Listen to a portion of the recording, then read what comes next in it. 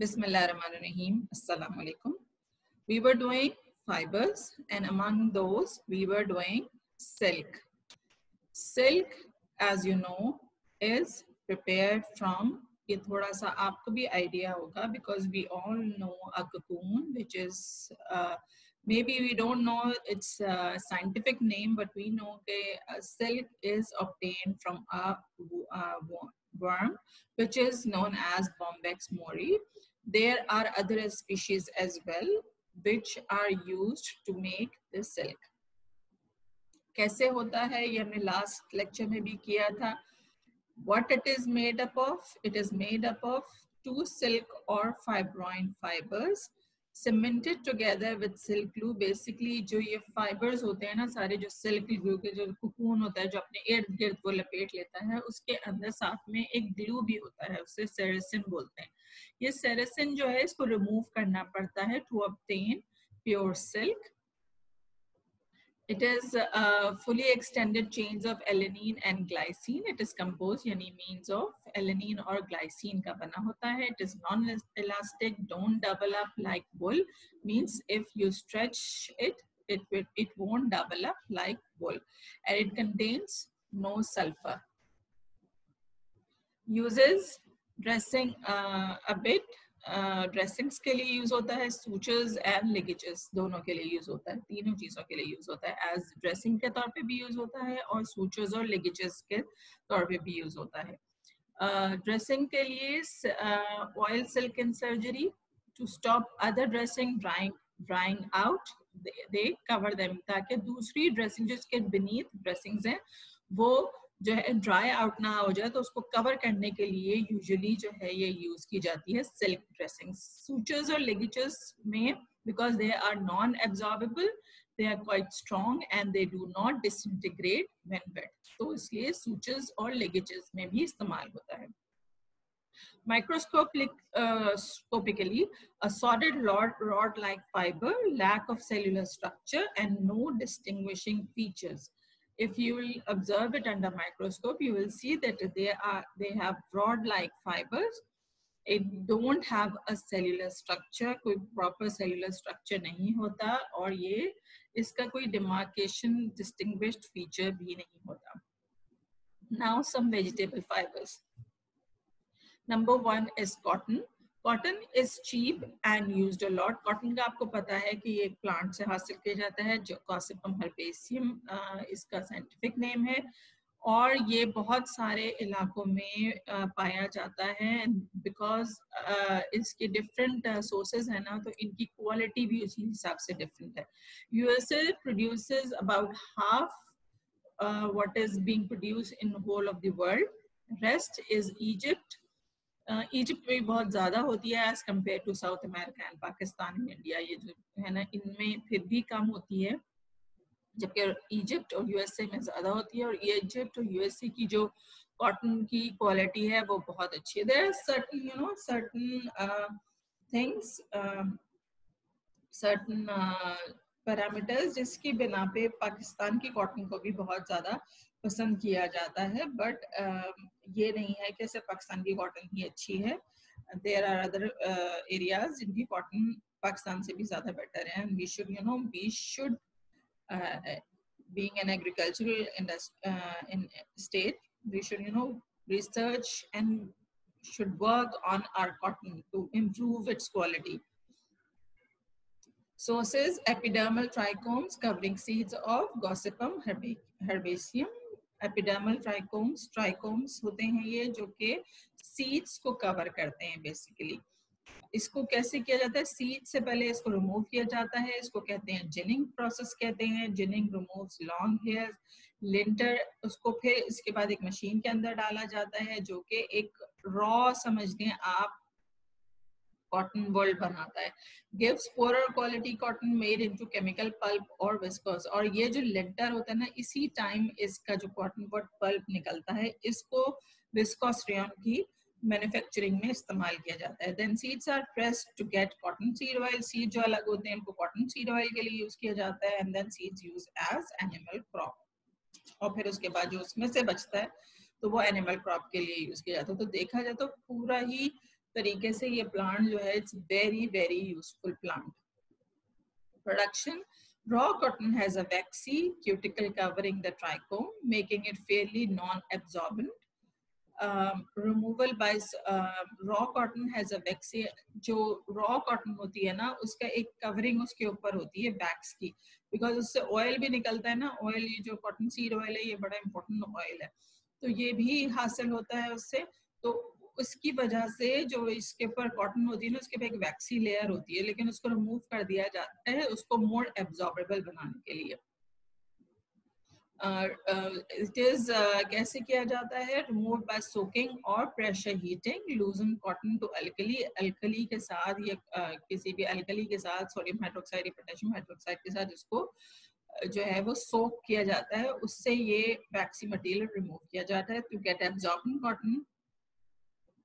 Then washed, bleach and mechanically loosened, scotched. इसको process को scutching बोलते हैं. Then washed, bleach और mechanically इसको लूज किया जाता है. There are different grades: raw cotton, hospital quality absorbent wool और BPC, that is British Pharmacopoeial Codex. Raw cotton तो आपको ऐसे ही, जैसे रॉ कॉटन मीन्स के ज्यादा उसके ऊपर ज्यादा प्रोसेस नहीं की गई है, इम्प्योरिटीज के साथ है.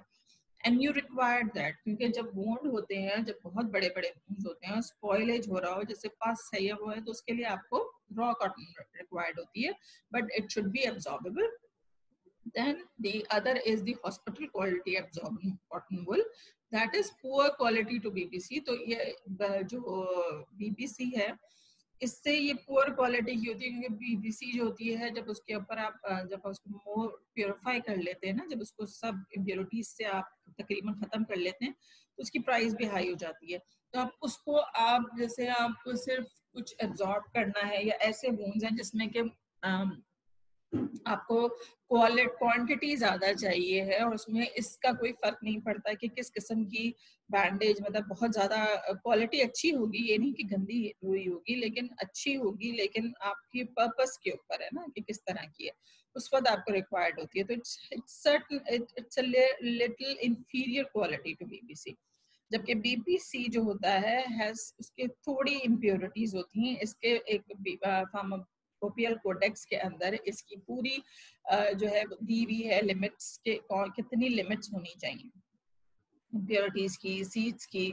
Almost impossible to remove all as too expensive. आप सारी इम्प्योरिटीज नहीं उसमें से कर सकते.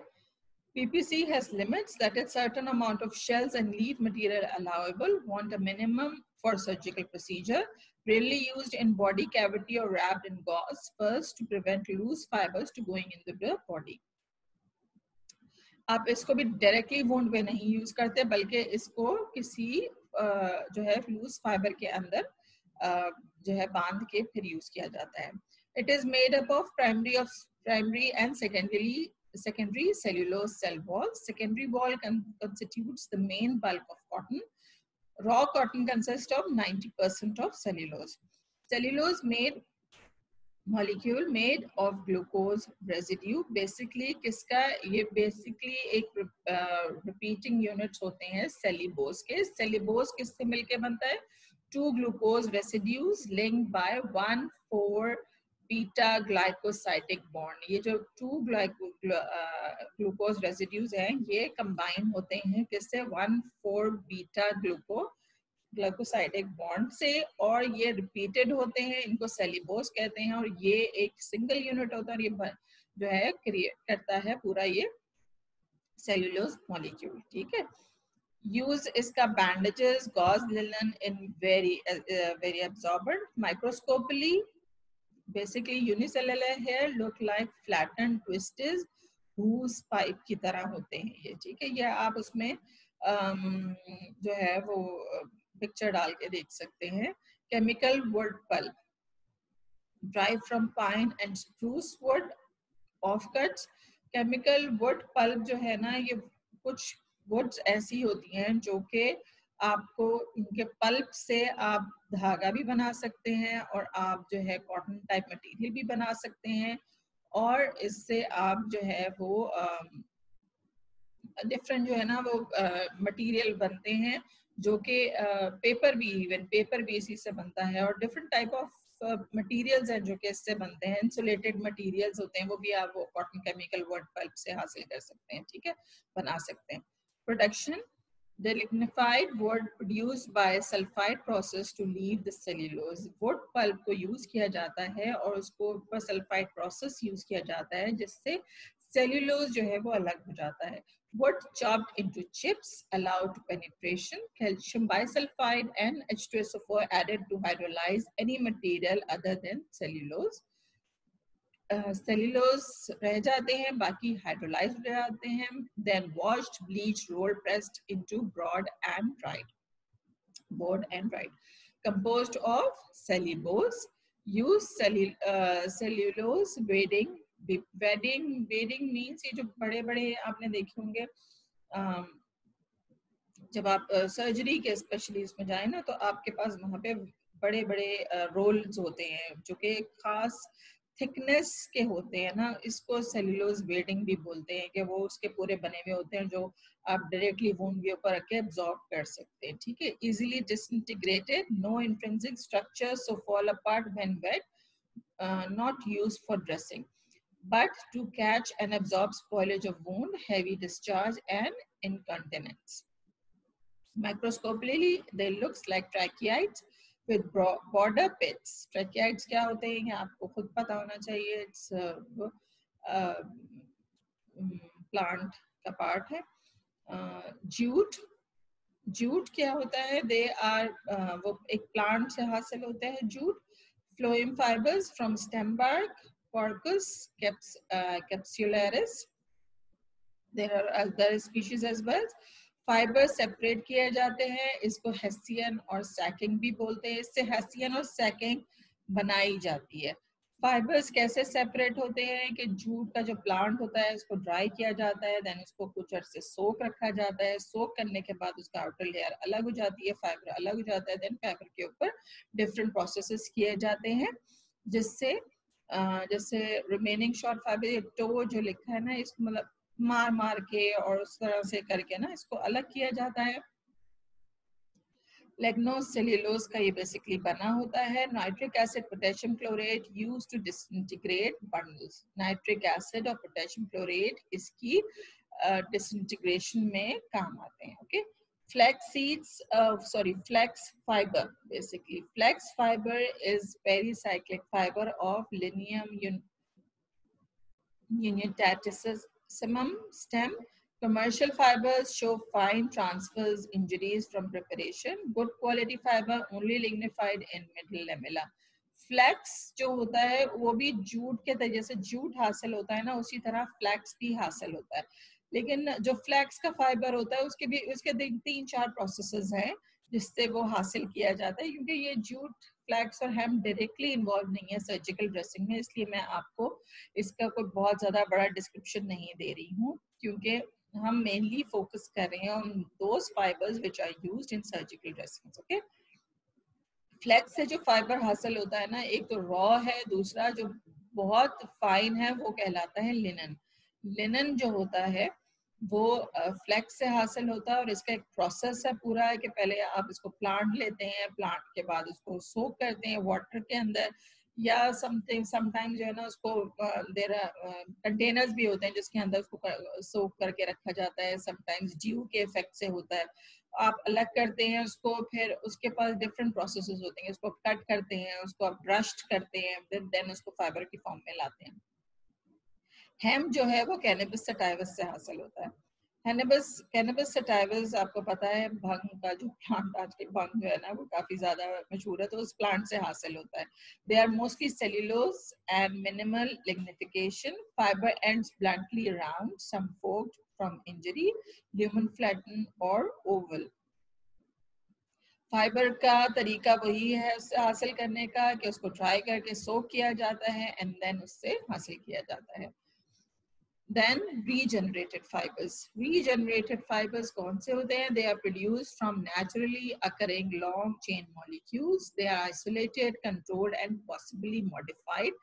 They are usually semi-synthetic. Number one is viscose rayon.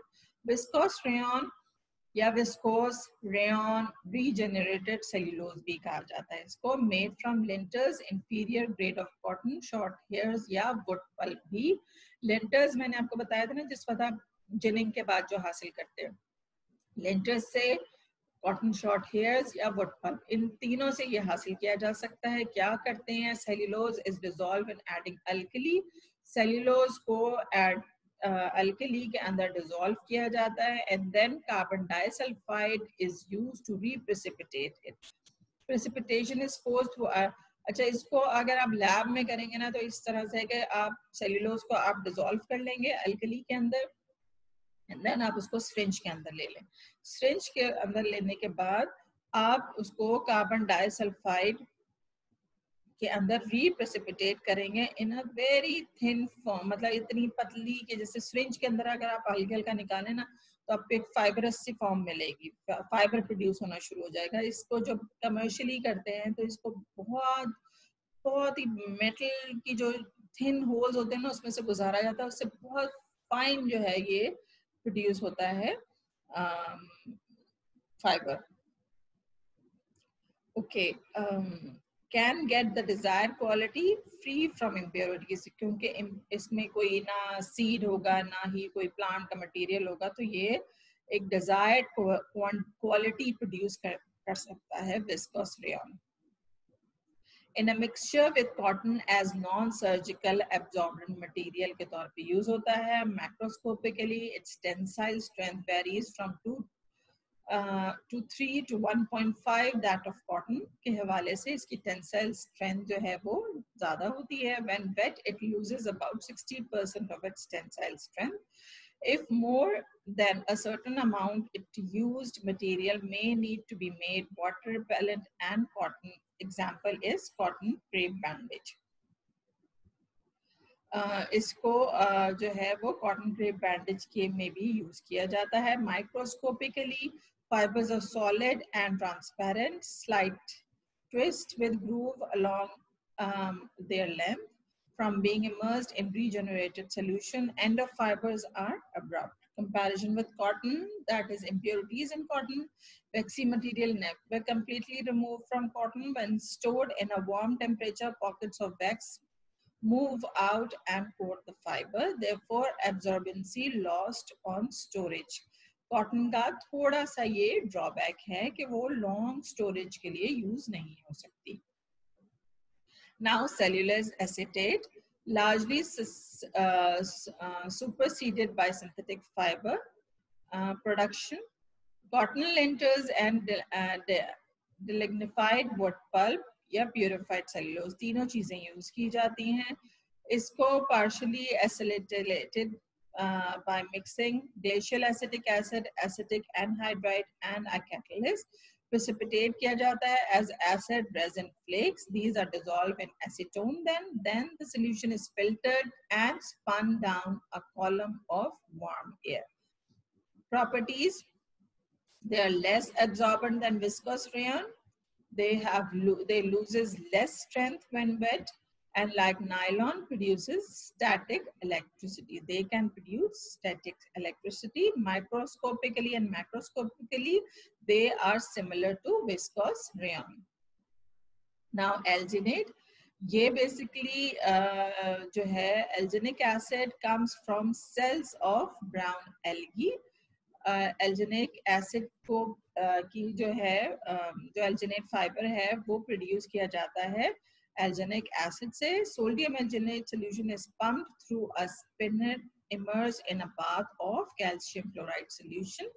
Water insoluble calcium alginate is precipitated as continuous filament, collected, washed, dried, reduced to staple form, which is processed to calcium alginate wool or a fabric, that is gauze. Gauze piece जो बनाए जाते हैं वो usually जो है sodium alginate से बनाए जाते हैं। Composed of polymers of mannuronic and glucuronic acid से ज्यादातर ये कंपोज होते हैं। Uses absorbable haemostatic surgical dressing के अंदर यूज होता है। Internally they are use as neurosurgery में, externally burn, skin graft sites and bacterial swabs के अंदर यूज किया जाता है. Microscopically they are similar to viscose rayon. Synthetic fibres.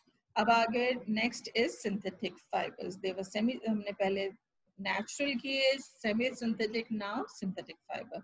उसमें नंबर 1 इज पॉलीअमाइड्स. उसमें एग्जांपल है नायलॉन. नायलॉन जो है वो कंडेंसेशन पॉलीमर है. दो प्रोडक्ट जब कंडेंस करते हैं तब ये वजूद में आता है. तो it's a condensation polymer made of adipic acid and हेक्सामिथिलीन diamine. Adipic acid और हेक्सामिथिलीन डायमीन के कॉम्बिनेशन से बनता है. पॉलीपेप्टाइड चेन होती है, लाइक सिल्क होता है structure. Can be autoclave, very strong material and used as sutures. Then polyesters, that is example is terylene. This is also a condensation polymer resin. Condensation polymer hai, but it's a resinous material made of ethylene glycol and terephthalic acid. Can be autoclaved, and we can distinguish between nylon and terylene through our chemical tests. Use sutures, preparation of artificial grafting. Next is polypropylene. It is an addition polymer, can be autoclaved, non-absorbable, and used as catheters and sutures. There are other as well. These are also synthetic, acrylic and spandex. Acrylic provides warmth from a lightweight, soft and resilient fiber. Acrylic fiber कहलाता है. Spandex जो होता है extremely elastic होता है. ये एक खास process से बनाया जाता है और ये जो है ना, इसका process के अंदर काफी work हुआ है और इसकी वजह से इसको जो है इस तरह बनाया गया है कि ये ब्रीदेबल बन गया है स्पेंडेक्स. और अगर आप जो ये होते हैं ना, जो नाम है स्पोर्ट्समैन, उनके जो कपड़े बनाए जाते हैं आजकल वो स्पेंडेक्स से बनाए जाते हैं. क्योंकि आपको स्पोर्ट्स ऑफ कोर्स रनिंग के लिए, उसके लिए आपको ऐसा मटेरियल चाहिए जो कि इलास्टिक हो. ठीक है. देन आता है मिनरल फाइबर्स. मिनरल्स मींस कि ये मिनरली, इसके सोर्स जो है वो मिनरल है बेसिकली. ठीक है. एस्बेस्टोस, रॉक वॉल और फाइबरग्लास, तीनों का जो ये है ये नेचर से ही आपको मिलता है. एस्बेस्टोस भी आपको एक नेचुरल, एस्बेस्टोस नेचुरल मटेरियल है, वो आपको नेचर से मिलता है. रॉक विल भी आपको इस तरह के certain type of rocks which are used in manufacturing. Asbestos, a natural fiber that has been used in fire resistant substances. Rock wool, a manufactured mineral fiber. और ये जो रॉक वुल है फाइबर ग्लास. रॉक वुल basically अगर आपने insulation देखी हो, बहुत बड़े बड़े ऐसे जो वेयर हाउसेस होते हैं ना, जहाँ पे आपको टेम्परेचर थोड़ा कंट्रोल रखना पड़ता है, तो वहाँ एक इसकी रॉक वुल की भी एक लेयर लगाई जाती है. ठीक है.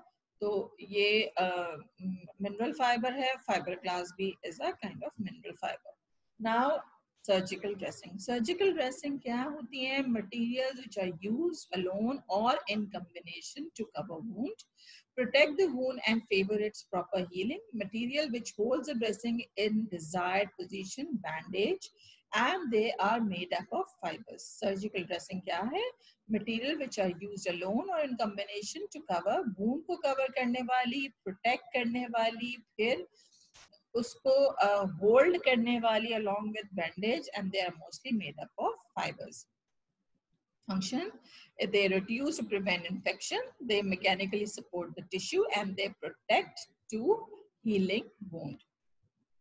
Pharmacopoeial requirements. There are certain pharmacopoeial requirements of surgical dressing. They should be sterile before use, stored in dry, when ventilated place, permitted antiseptic in prescribed concentration can be used, dyed unless mentioned in monograph, adhesive products not allowed to freeze, and no loose threads या fiber ends नहीं होने चाहिए. Types of recognized surgical dressings.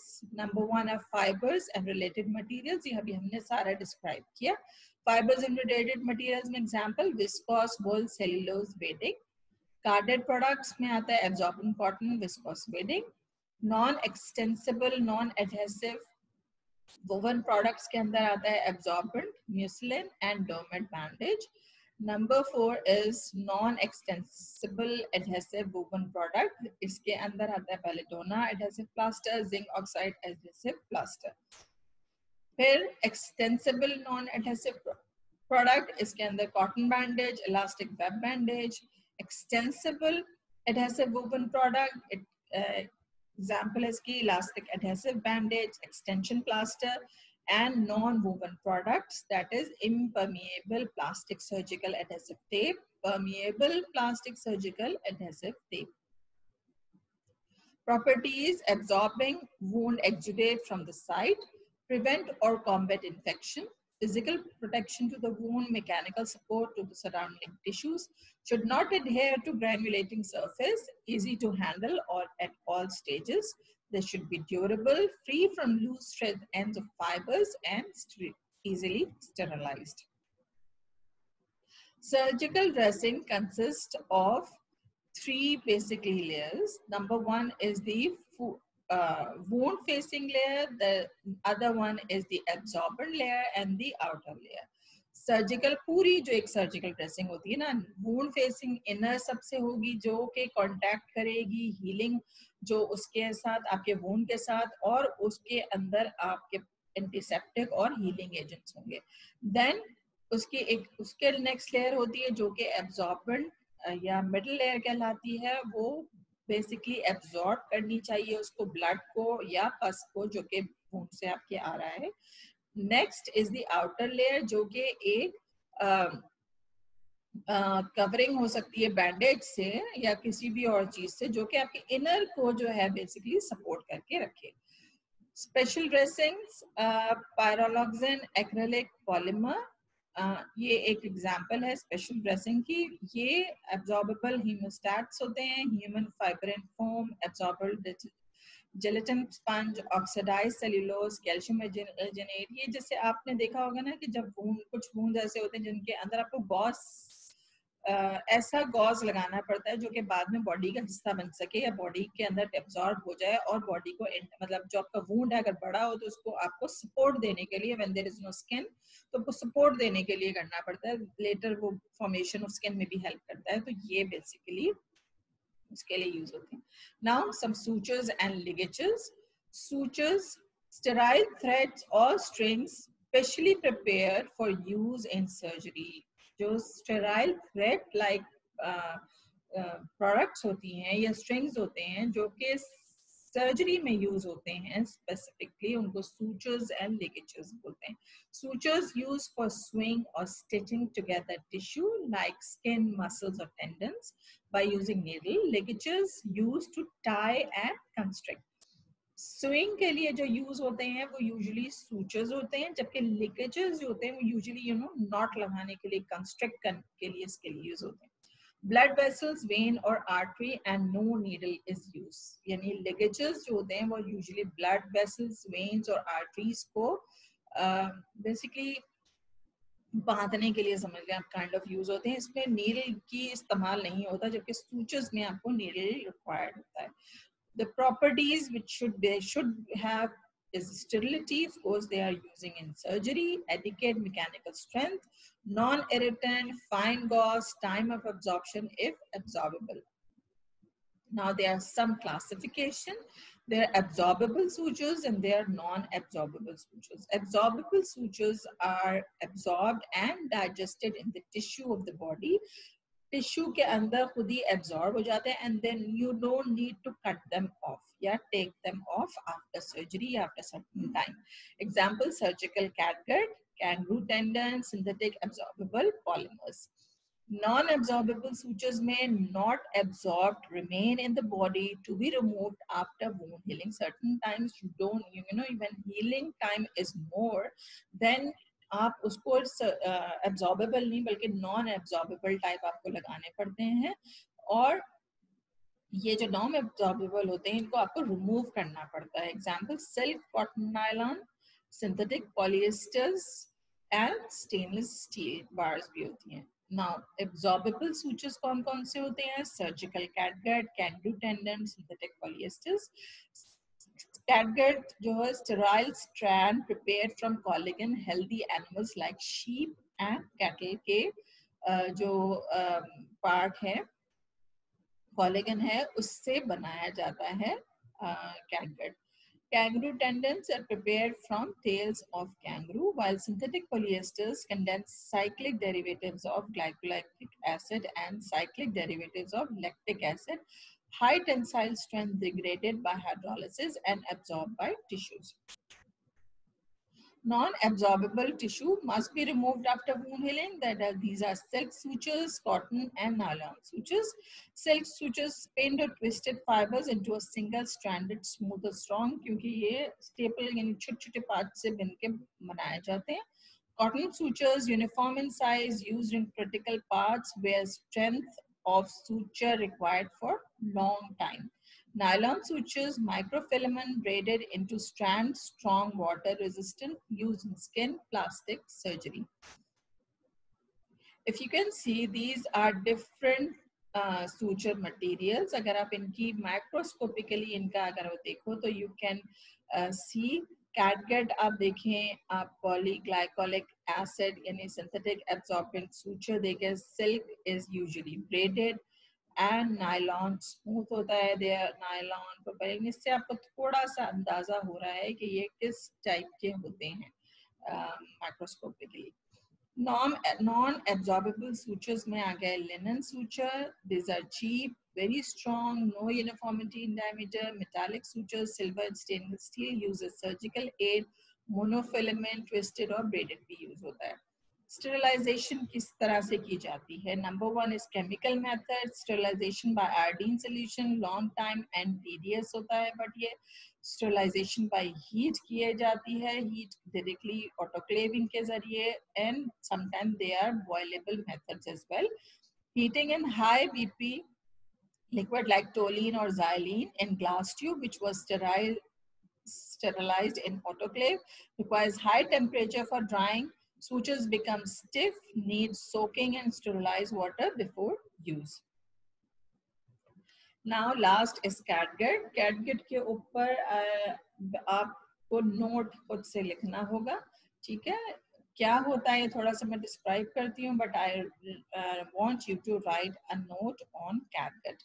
Surgical gut suture is an absorbable, sterile surgical suture composed of purified connective tissues that is mostly collagen, derived from either the serosal layer of beef or the submucosal fibrous layer of sheep, ovine or bovine intestine. Intestine की जो layer है उससे जो है ये catgut form किया जाता है. तो आप ये भी देखो कि ये कितना लेंथ वाइज कंटिन्यूस और कितना बड़ा भी हो सकता है और छोटा भी हो सकता है. Surgical gut sutures are available in plain और क्रोमिक. आपने इसके बाद इसको थोड़ा सा इसके बारे में कैटगट के बारे में इंफॉर्मेशन कलेक्ट करनी है और एक वो बनाना है. ठीक है, अब आपका आज फाइबर्स कंप्लीट हो गया. Thank you very much.